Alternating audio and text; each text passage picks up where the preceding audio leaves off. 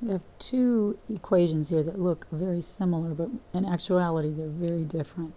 The first equation here, log base 2 of x minus 3, the argument, or that which is inside the logarithm, is just x, whereas the argument over here, what's inside the log function, is x minus 3. The minus 3 in the first equation indicates that the logarithm function y equals log base 2 of x, sort of our generic one, is going to be shifted down 3 units.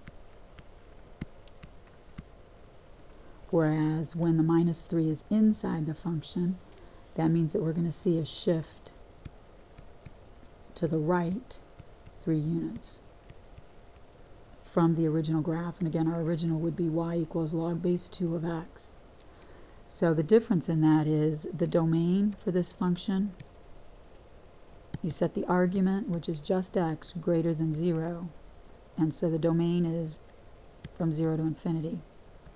Whereas the domain on this one, if you set the argument greater than 0, its domain has to be bigger than 3. Or in other words, if you're going to plug in points, the points have to be bigger than 3. They can't even be 3. They've got to be bigger than 3.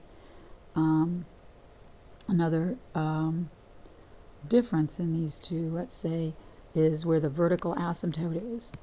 To find the vertical asymptote here, you set the argument equal to 0. So this has a vertical asymptote of x equals 0. Whereas this one, since it's been shifted to the right 3, its vertical asymptote is also going to be shifted to the right 3 units.